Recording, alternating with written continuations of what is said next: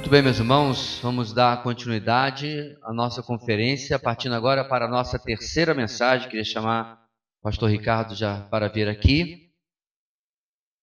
Passou um dia meio de lutas. Ele, sua esposa, outros irmãos participaram, como ele explicou ontem, em um acampamento de crianças. Comeu muito doce, não sei. E alguma coisa não concordou com ele e sua esposa também. Está lá em São Paulo, é claro, né?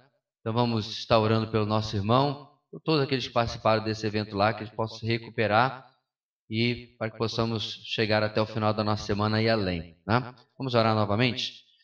Deus querido, nós entregamos o teu servo nas tuas mãos, confiando nas tuas poderosas mãos, na tua capacidade de sustentá-lo, Deus. Pedimos pela sua saúde, de sua esposa, todos os demais irmãos, se porventura alguém estiver também passando dificuldades com a sua saúde depois daquele evento.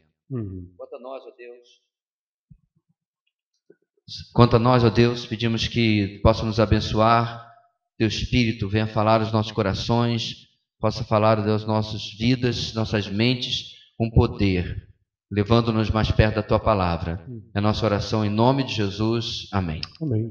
Obrigado. Boa noite, queridos. Obrigado aí pelas orações, preocupações. Tenho sido alvo aí da bondade de vários irmãos aqui da igreja, cuidando de mim nesse tempo. Acho que eu vou ganhar o título de pastor que mais deu trabalho nessa conferência. Hoje me sinto um pouco melhor. Passei pelo posto de saúde, tomei medicação na veia, então isso já deu uma melhorada. Mas eu estou fraco, consigo comer muito. Então conto com a paciência dos irmãos. Peço até desculpa, né, que eu fiquei sentado aqui na hora do louvor, mas poupando energia para esse momento. E também eu tenho ficado aqui no intervalo também por causa disso, né? Ficar muito tempo em pé pregando, ele cansa. Não sei se você sabe disso, mas pregar cansa, a gente vai sendo sugado, né?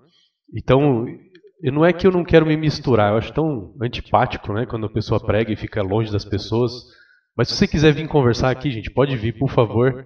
É só hoje, acho que não vou conseguir ir rodando aí por aí no intervalo, mas estou à disposição aí dos irmãos para a gente conversar e nos edificarmos uns aos outros.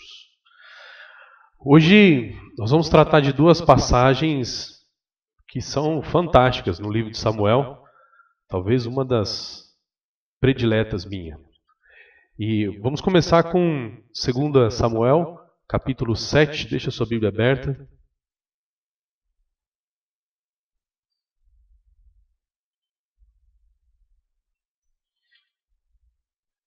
Segundo Samuel, capítulo 7.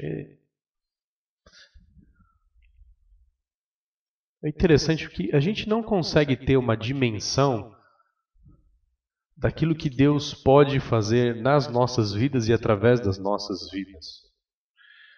Eu lembro quando a gente estava construindo a nossa casa lá em Atibaia, estava no processo de mudança. A gente ainda não conhecia nenhuma igreja em Atibaia. E geralmente a gente saía de São Paulo na sexta-feira à noite, ou sexta-feira à tarde, ou sábado de manhã, ia até Atibaia, e quando a casa já estava um pouco mais arrumadinha, a gente dormia, passava o final de semana na casa, ainda em construção, para curtir ali a cidade, enfim. E eu lembro que um desses finais de semana nós chegamos lá, eu e meu irmão, nós ficamos empolgados para passar o final de semana em Atibaia, porque você sair de São Paulo, onde você fica preso dentro de casa, né? Aquela bagunça, aquela poluição. Você vai para uma cidade onde você pode andar onde você quiser, bem mais tranquila, pelo menos era naquela época. Então a gente ficava extremamente empolgado. Eu lembro que naquele final de semana a gente chegou lá, e aí quando nós chegamos lá, meus pais perceberam que eles não tinham levado o colchão.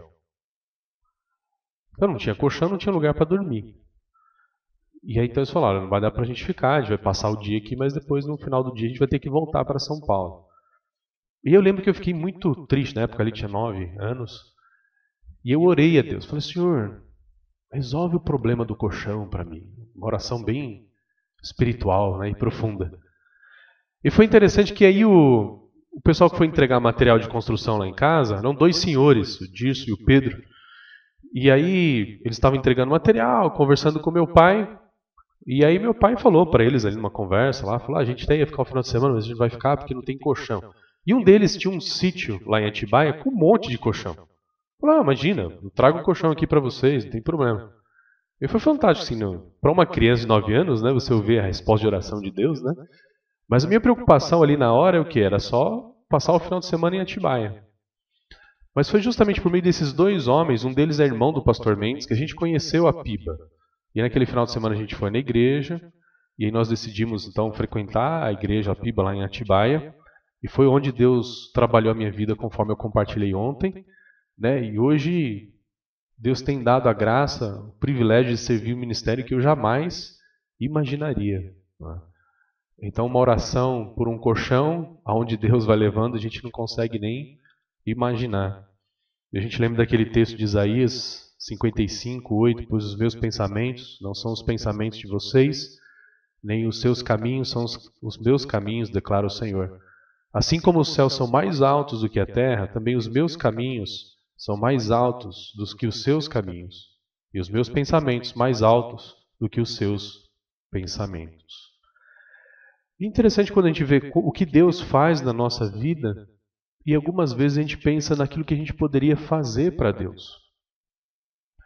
Eu lembro que quando eu fui entendendo o Evangelho e vendo como Deus usou o esporte na minha vida, eu falei, eu quero servir a Deus, eu quero fazer coisas grandiosas para Deus, para que as pessoas conheçam o Evangelho e sejam salvas e de alguma forma retribuir aquilo que Deus fez por mim.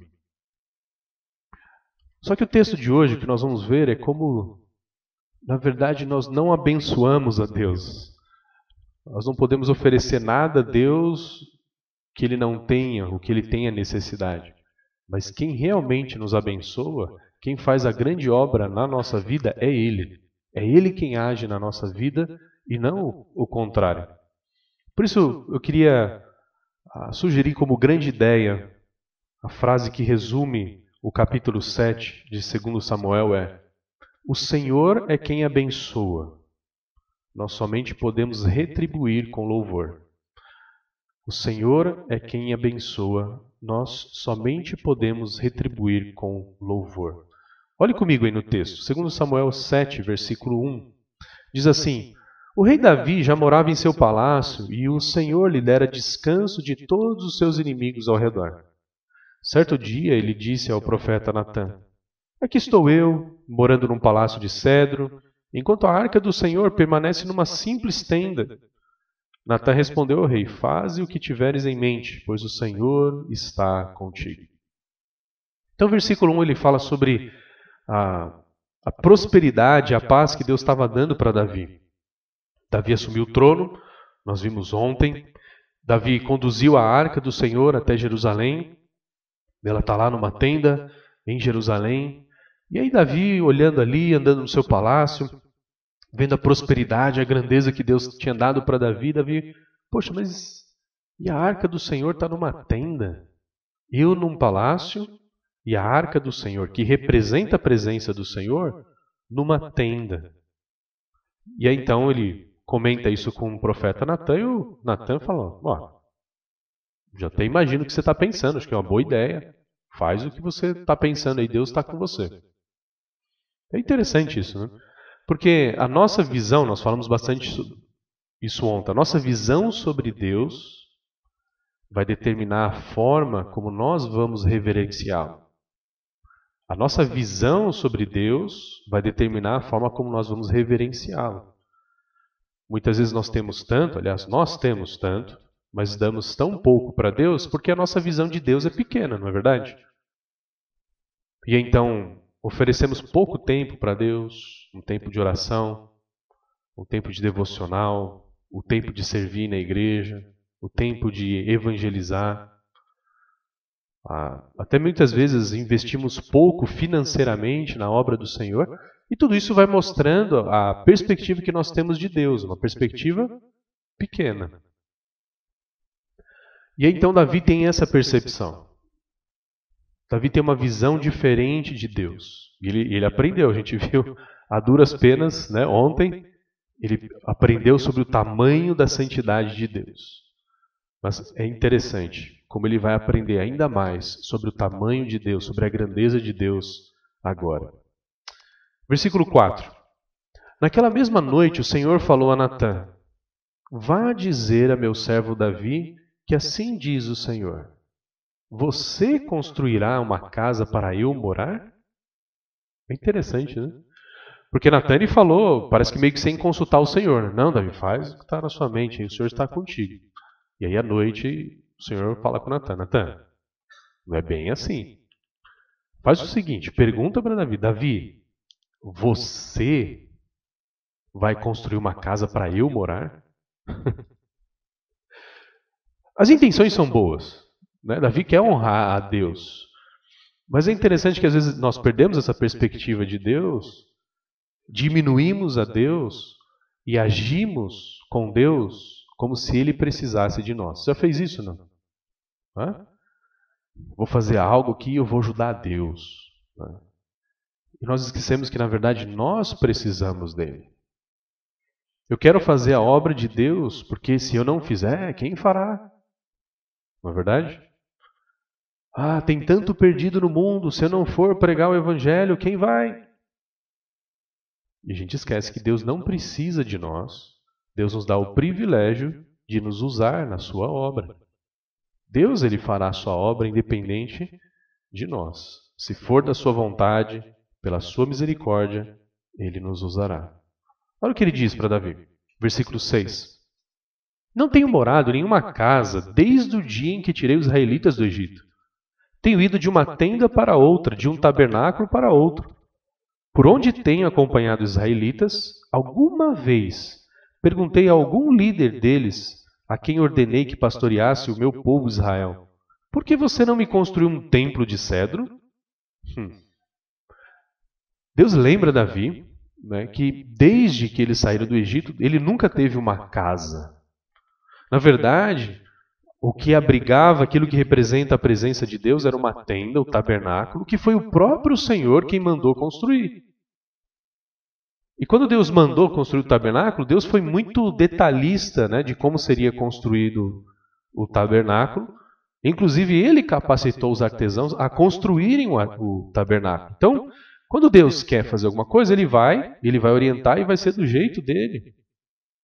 O versículo 7 diz que ele nunca deu uma ordem, nunca questionou qualquer um dos líderes do povo de Israel do passado, questionando por que você nunca construiu um templo de cedro. Se ele não fez, é porque isso ainda não é o plano de Deus. Às vezes, nós precisamos parar e olhar para Deus e lembrar quem Deus é para consertar a nossa perspectiva.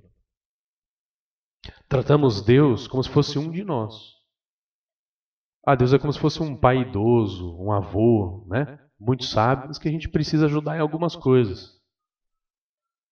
Precisamos olhar mais para textos como esses e aprendermos quem Deus é. Assim nos aproximaremos dele com mais reverência e agiremos da forma correta. As nossas orações mudariam bastante se a gente refletisse um pouco mais sobre quem Deus é. Olha o que Deus diz para Davi, versículo 8. Agora, pois, diga ao meu servo Davi, assim diz o Senhor dos Exércitos: eu o tirei das pastagens, onde cuidava dos rebanhos, para ser o soberano do meu povo Israel. Deus diz para Davi, escuta, vamos lembrar algumas coisas aqui. Primeira coisa, lembra onde você estava? Você era um pastor de ovelhas. Eu tirei você do pasto e te coloquei sobre o trono. Quem faz a grande obra, quem exalta, sou eu. Eu é quem tenho o poder para exaltar e para rebaixar. Versículo 9. Sempre estive com você por onde você andou, e eliminei todos os seus inimigos. Agora eu o farei tão famoso quanto os homens mais importantes da terra. Deus lembra que é Ele quem tem dado a vitória sobre os inimigos de Israel e de Davi. E olha que interessante, diz que agora vai honrá-lo, transformar o nome de Davi mais famoso, mais importante do que todos os homens importantes da terra. Eu farei isso a você, e não você fará algo para mim. Versículo 10. E providenciarei um lugar para o meu povo Israel, e os plantarei lá, para que tenham o seu próprio lar e não mais sejam incomodados.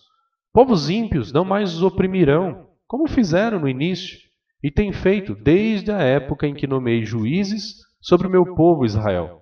Também subjugarei todos os seus inimigos. Saiba também que eu, o Senhor, lhe estabelecerei uma dinastia. Parece aqui uma promessa de Deus para Abraão, né? Deus falou para Abraão que daria uma terra para ele, transformaria o seu nome grande, o seu nome famoso. E você está falando a mesma coisa para Davi? Claro, porque isso tem uma continuidade na aliança de Deus, na forma como Deus está conduzindo o seu plano sobre toda a história. E ele diz para Davi, primeiro, vai providenciar uma terra. Na verdade, eles já têm uma terra, mas ainda eles estão vencendo os inimigos. Os próximos capítulos vão falar sobre como Davi foi vencendo os inimigos que ainda restavam. E à medida que ele vai vencendo os seus inimigos, ele vai conquistando terras, até que o momento ele vai estabelecer a terra do povo de Israel. E aí os inimigos não vão mais atrapalhar, não vão mais oprimir o povo de Israel, como tem feito desde a época que eles saíram lá do Egito, encontraram vários inimigos ao longo do caminho, como o que aconteceu durante o período dos juízes, que Deus trazia os inimigos para disciplinar o seu povo. E olha só que fantástico, queridos. E Deus vai estabelecer uma terra segura para Israel. Deus vai dar uma casa segura para Israel. E ele diz, saiba que eu, o Senhor, lhe estabelecerei uma dinastia. Uma dinastia é quando uma família está reinando. O pai reina, depois vem o filho, depois vem o neto. Né? Mas a palavra traduzida por dinastia aqui é a mesma palavra traduzida por casa, nos outros momentos da passagem. Então, quando Davi pretende construir uma casa para Deus, Deus diz, não, você não vai construir uma casa para mim. Eu vou estabelecer uma casa para você. Você vai fazer uma coisa grande para Deus, né? Acaso você é maior do que Deus? É Ele quem é grande e poderoso. É Ele quem é o amor, a graça, a misericórdia. É um pouco do que eu tenho sentido aqui, né? Eu vim aqui para servir os irmãos, para pregar para os irmãos e compartilhar a palavra de Deus com os irmãos. E eu estou sendo muito bem servido pelos irmãos, né? Por conta do meu problema. E a mesma coisa está acontecendo com Davi aqui. Davi quer servir a Deus, ele propõe servir a Deus, e Deus diz, não, meu amigo, quem vai te servir sou eu. Eu vou derramar minha graça, misericórdia na sua vida e vou fazer uma grande obra na sua vida. E que ele diz, isso de certa forma para nós é humilhante. Porque nós temos essa tendência de querer merecer as coisas. Nós queremos fazer algo para outros, às vezes não muito com a atitude de servir, de humildade, muitas vezes de, bom, o outro precisa de mim. Eu não sei se você conhece pessoas que gostam de ajudar várias pessoas. Ela ajuda todo mundo. Mas quando ela precisa de ajuda, ela não aceita ajuda. Isso é uma manifestação de orgulho, né? Eu posso ajudar todo mundo, mas ninguém pode me ajudar. As pessoas precisam de mim, mas eu não preciso de ninguém. E a gente luta bastante no nosso coração em relação a Deus. Isso a gente luta com todos os relacionamentos, mas também em relação a Deus. Mas eu não quero depender de Deus. Muitas vezes eu quero que Deus dependa de mim. Imagina, eu quero fazer algo grande para Deus e Deus fala, puxa, Ricardo, estou surpreso, né? Obrigado, né? Tô melhor agora depois que você fez por mim. Isso nunca vai acontecer em relação a Deus. É Ele quem faz isso em nós. É por isso que Jesus, ele fala que nós temos que aceitar o reino de Deus como uma criança. Ninguém vai entrar no reino de Deus se não aceitá-lo como uma criança, se não se tornar como uma criança. O que significa aceitar o reino de Deus como uma criança? Ou se tornar como uma criança? Criança é inocente, né? Geralmente quem fala isso é quem não tem filho, né? E quando os filhos nascem, já percebe já o pecado na vida deles, né? E é assustador, porque a gente vê o nosso pecado na vida dos nossos filhos, não é verdade? E potencializados ainda, né? Eu vejo coisas que meu filho faz, o Gustavo, e falo, misericórdia, eu fazia isso aí com 10 anos, ele está fazendo já com 4, 5 anos, né? Obviamente não quer dizer ser inocente com uma criança, porque a criança não é inocente. Mas no sentido de ser totalmente dependente. Uma criança é totalmente dependente e ela não liga para isso. Ela não se preocupa com isso. Ela recebe sem resistência e ela não tenta fazer por merecer. Então, Gustavo é o meu mais novo. O Gustavo brinca, dorme, tranquilo. Porque ele sabe que os pais vão sustentá-lo. Vai dar fome, vai ter comida, é só pedir, ele vai ter comida, vai ter o café da manhã, almoço, janta, sem problema nenhum. Ele nunca, nesses 4 anos de vida, ele nunca rejeitou alguma coisa. Não, pai, imagina, não quero dar trabalho. Né? Ele acorda de manhã ali, faço o leite dele ali, vou entregar para ele, falo, pai, não, volta lá dormir, deixa aqui que eu me viro. Não faz isso, pai, fica tranquilo. Eu vou trabalhar e vou pagar pela comida aí que eu estou consumindo em casa. Não faz. Por quê? Porque ele é totalmente dependente do Pai e ele aceita isso com tranquilidade. E é isso que Jesus ensina. A gente precisa receber o reino de Deus como uma criança. A gente não tem que tentar fazer por merecer. A gente não tem que tentar fazer algo para que, ou recusar qualquer obra de Deus na nossa vida pela graça. Porque a salvação é pela graça. A adoção como filhos, por meio de Cristo Jesus, é pela graça. Nós somos totalmente dependentes. Por isso que o Evangelho é humilhante. Ele tira o nosso orgulho e ele nos humilha.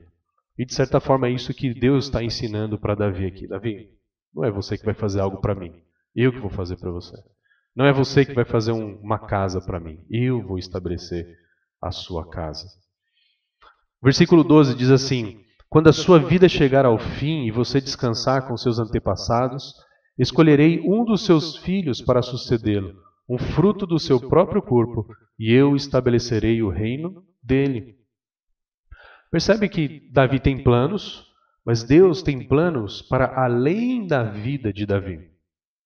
Um filho vai continuar esse plano, o filho de Davi vai continuar esse plano. O plano de Deus, ele é eterno, a nossa vida ela é passageira. É interessante ter essa perspectiva também, né? Minha sugestão é você leia o Salmo 90, como Moisés ele fala sobre isso. Como a nossa vida é passageira, enquanto Deus é eterno. A nossa vida é passageira, ainda nós vivemos debaixo da ira de Deus por causa do nosso pecado. E se não for a misericórdia de Deus, a nossa vida não tem sentido nenhum. Então, Davi foi um homem importante? Foi um homem importante. Estamos estudando sobre a vida dele tantos anos depois. Mas a vida dele foi curta perante os planos de Deus. Os planos de Deus, eles são maiores, é o que nós lemos lá no livro de Isaías. A gente se acha, não é verdade? A gente acha que vai fazer coisas assim extraordinárias. Meu amigo, quantas pessoas já passaram antes de você? Daqui a alguns anos, vários de nós, ou daqui a alguns anos, todos nós não estaremos mais aqui. Quantos vão se lembrar de nós? Ou aquilo que nós fizemos, o que vai permanecer? Mas Deus, Ele permanece eternamente. Por isso, não é nós fazermos algo para Deus, mas é Deus nos dando o privilégio de participar daquilo que Ele está fazendo. Nós participarmos de um plano eterno. Nós não somos o plano eterno e nós não planejamos o plano eterno. O versículo 13.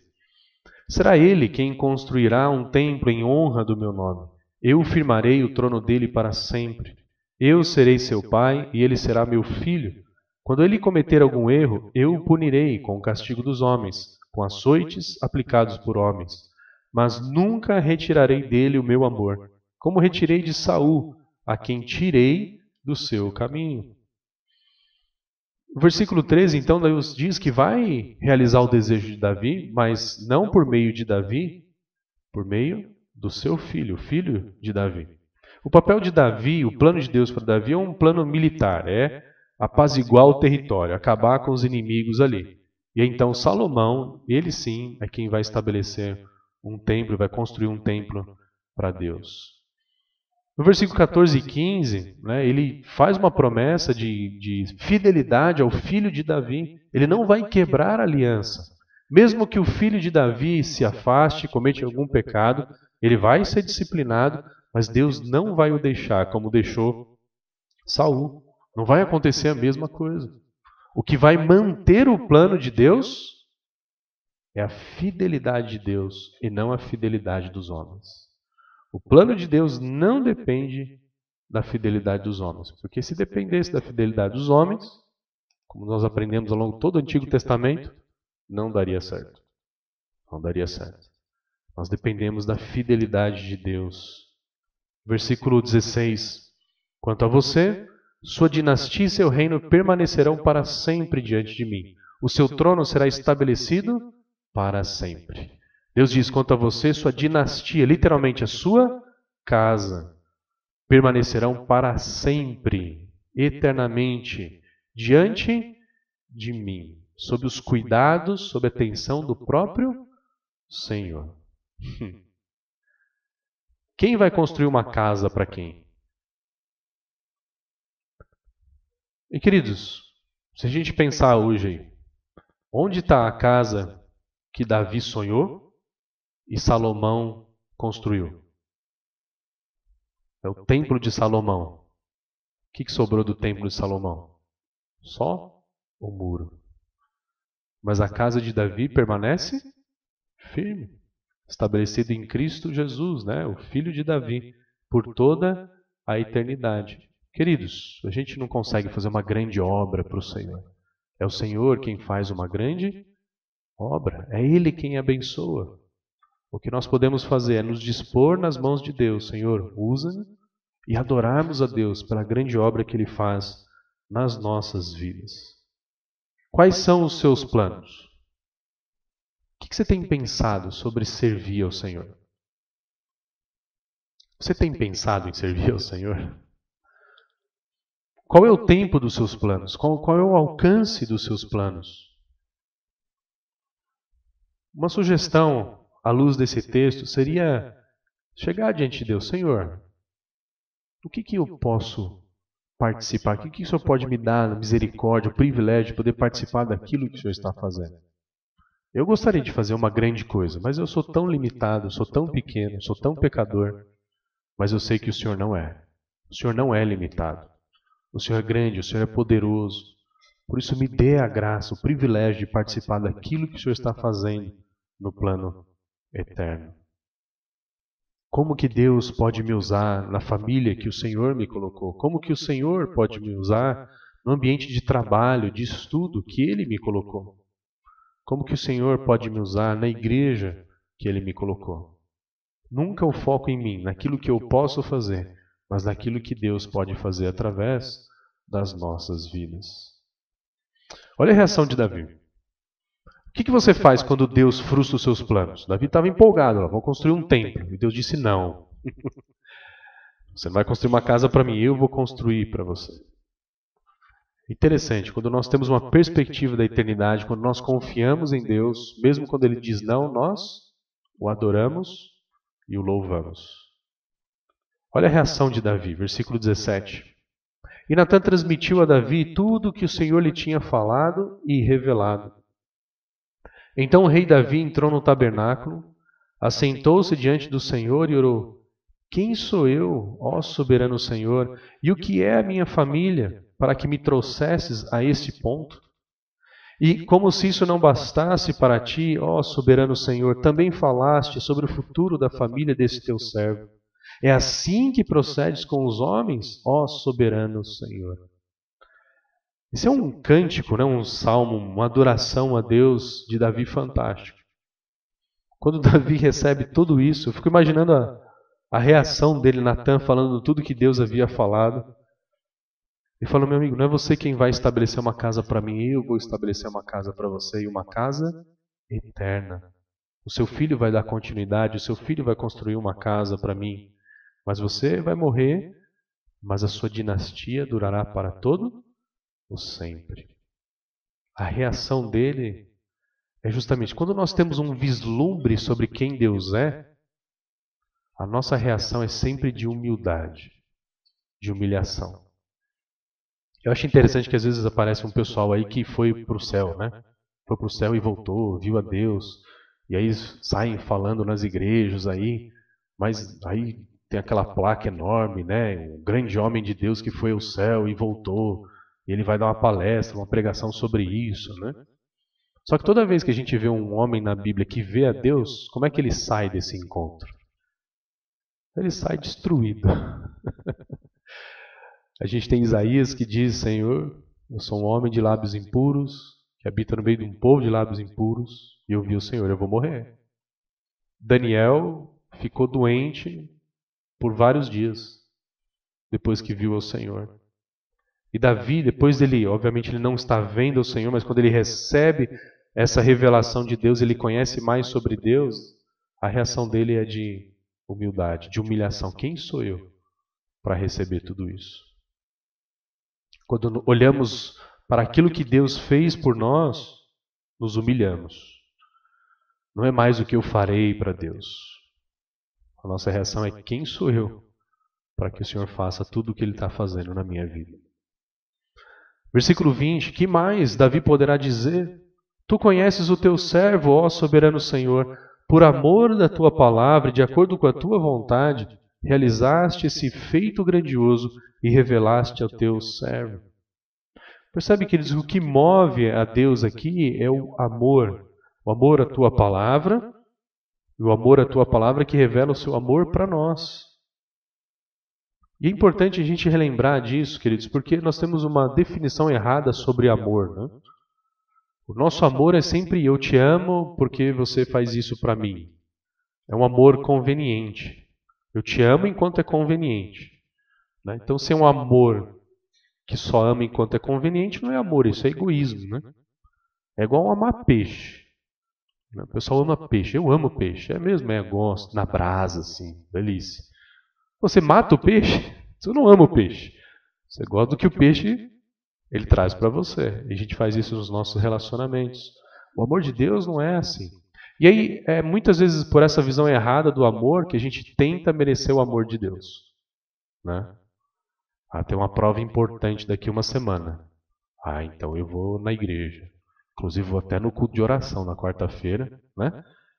E vou fazer devocional todo dia. Aliás, vou dar uma oferta para a construção da igreja. Né? Porque aí vai chegar na prova, e Deus vai olhar para mim, ver toda semana como é que foi, um saldo positivo, vou tirar nota boa. Deus não nos dá nota boa se a gente faz por merecer ou não. Lógico, faz por merecer tem que estudar, né? Fazer um milagre, né? Mas a gente tem essa visão de que Deus nos abençoa conforme nós fazemos alguma coisa para Ele. Mas Deus nos abençoa porque Ele é amor e porque Ele é gracioso e misericordioso. Versículo 22. Quão grande és tu, ó soberano Senhor! Não há ninguém como tu, nem há outro Deus além de ti, conforme tudo o que sabemos. Olha a percepção de Davi crescendo acerca de Deus. Versículo 23. E quem é como o teu povo Israel, a única nação da terra que tu, ó Deus, resgataste para dela fazeres um povo para ti mesmo, e assim tornaste o teu nome famoso, realizaste grandes e impressionantes maravilhas, ao expulsar nações e seus deuses diante dessa mesma nação que libertaste do Egito? Tu mesmo fizeste de Israel teu povo particular para sempre. E tu, ó Senhor, te tornaste o seu Deus. Da mesma forma que ele reconhece a bondade de Deus para a sua própria vida, Davi ele reconhece a bondade de Deus para o povo de Israel. Como que Deus libertou Israel, como Deus venceu os inimigos de Israel, como Deus escolheu Israel para ser um povo santo, para ser um povo seu. Por que Israel? Lá em Deuteronômio, Deus disse que não existia motivo neles, mas simplesmente a graça e o amor de Deus. Eu fico pensando, né, se a gente amasse como Deus ama, né? Porque geralmente a gente ama pessoas que são convenientes, que fazem algo bom para nós, mas se a gente amasse a Deus e fizesse o bem, nos sacrificássemos pelo bem de outras pessoas sem motivo, provavelmente os nossos relacionamentos seriam diferentes. E Deus fez isso com Israel e Davi reconhece. Ele termina a oração dizendo: agora, Senhor Deus, confirma para sempre a promessa que fizeste a respeito de teu servo e de sua descendência. Faze conforme prometeste, para que o teu nome seja engrandecido para sempre, e os homens digam: o Senhor dos exércitos é o Deus de Israel, e a descendência do teu servo Davi se manterá firme diante de ti. Davi ele ora a Deus para que Deus mantenha ou confirme a promessa dele, porque de fato, quem pode cumprir, quem pode confirmar, quem pode realmente realizar essa promessa é o próprio Deus. Ele depende da fidelidade de Deus.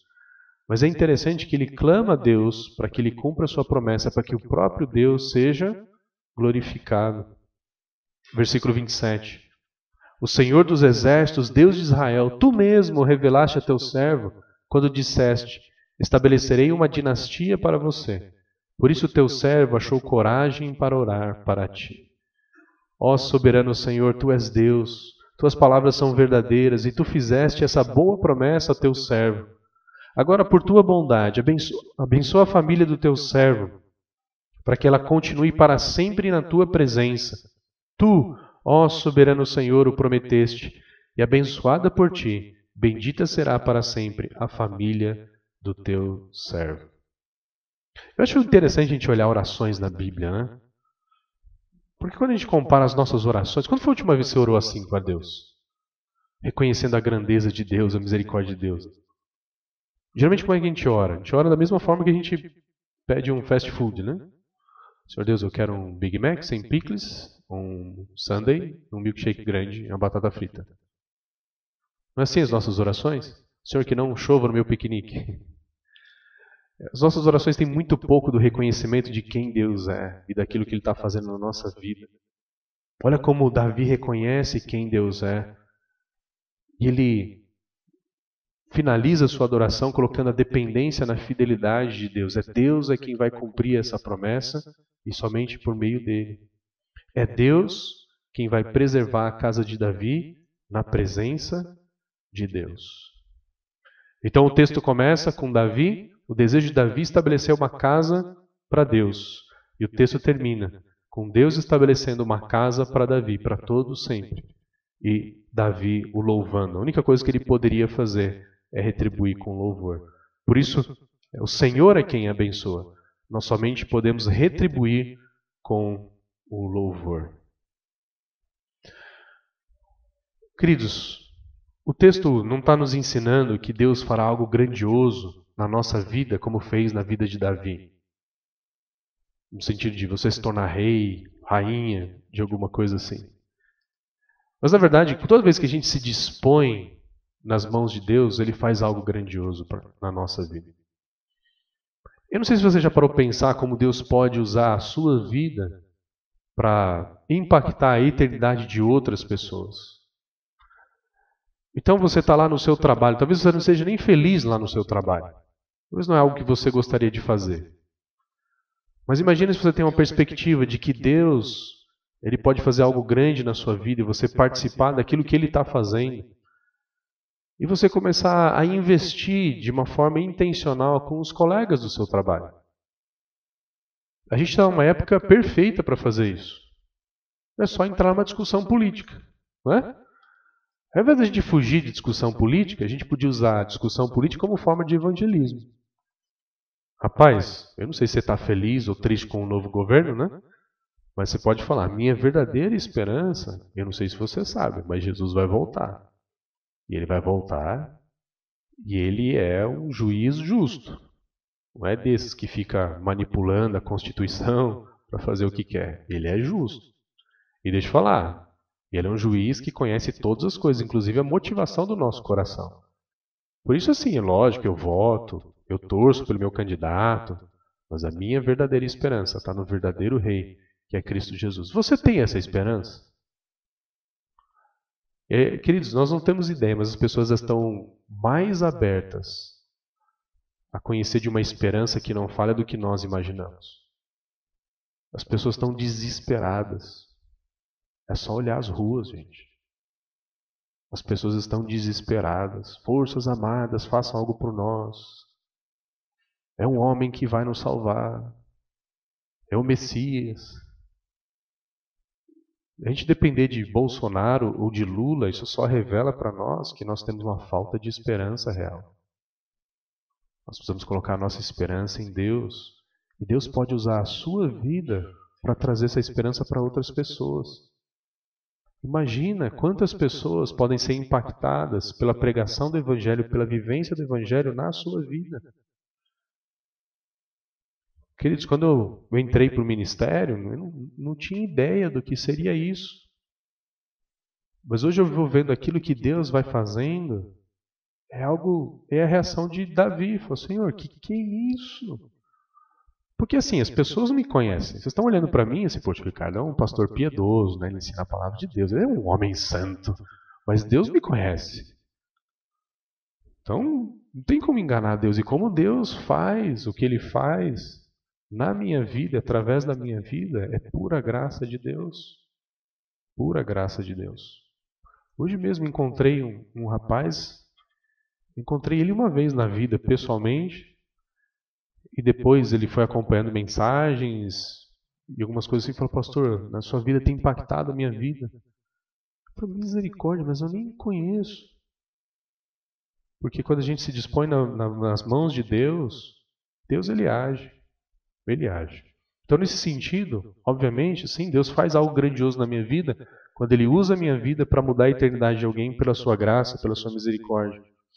Mas a aliança graciosa que Deus fez com Davi nos alcança. Nós ofendemos a Deus, gente. Nós ofendemos um Deus santo. Eu gosto de nos fazer entender um pouco melhor sobre o tamanho da nossa ofensa contra Deus, quando a gente compara diferentes tipos de ofensa. Estava ensinando para as crianças no retiro das crianças lá que eu estava. Falei, imagina você chutar um cachorro. Chutar um cachorro, hoje é grave, né? Hoje deve dar cadeia, né? Mas você chutar o seu irmão, é mais grave que chutar um cachorro, por mais que algumas pessoas vão falar que não, né? Mas você chutar a sua mãe, quando eu falei isso, as crianças regalaram os olhos, né? Ou sei lá, no meio da rua, você vê um policial no meio da rua, você chega lá e dá uma bicuda no policial. Então você percebe que você faz a mesma coisa, dependendo para quem você faz, a gravidade da ofensa, do crime é maior. E você chutar a Deus? Qual é o tamanho da dignidade de Deus? Deus é eternamente digno. Por isso, uma ofensa contra um Deus eterno é uma ofensa eterna. E traz sobre nós uma condenação eterna. O que nós podemos fazer para compensar o nosso pecado eterno? O que a gente poderia fazer? Vir na igreja? Parar de falar palavrão? Dar dinheiro para os pobres? Decorar a Bíblia inteira? Nada disso supriria a nossa ofensa eterna contra Deus. Porque uma ofensa já é eterna. Multiplica pelo número de vezes que você pecou na sua vida. São várias eternidades. O que a gente pode fazer? A gente não pode fazer nada. A gente não vai fazer nada. Deus fez. Deus fez. Quando Ele estabeleceu a casa de Davi, por meio de Davi, então, da casa de Davi, da família de Davi, Ele enviou Jesus Cristo. Jesus não tinha pecado, Ele carregou os nossos pecados lá na cruz. Ele morreu a nossa morte. Ele foi separado do Pai. Jesus Cristo, Ele ressuscitou. E pelo seu sangue, Ele estabeleceu uma nova aliança. Todo aquele que depende da obra de Cristo na cruz está perdoado. Todas suas ofensas eternas estão perdoadas. E você tem a vida eterna. Uma aliança que é mantida tão somente por causa da fidelidade do Senhor, não a nossa fidelidade. E logo, Ele vem. Ele vai estabelecer o trono de Davi, onde Jesus Cristo reinará com justiça. E aí então nós vamos experimentar a plenitude dessa promessa de Deus para Davi. É o Senhor que nos abençoa. Nós somente podemos retribuir com louvor. Vamos adorá-lo em oração. Senhor, obrigado, Deus, pela Tua graça, pela Tua misericórdia em nossa vida. Perdoa, Deus, a nossa arrogância e o nosso orgulho de muitas vezes querer fazer algo grande para o Senhor. Pai, é o Senhor quem faz algo grande na nossa vida e o Senhor fez por meio de Cristo Jesus. Obrigado, Pai, porque o Senhor estabeleceu uma casa eterna para Davi e através, Deus, dessa aliança, por meio do Filho de Davi, Jesus Cristo, nós temos também a vida eterna na obra dele na cruz. Quem somos nós para receber isso, Deus? Nós não merecemos, nós não conseguimos retribuir.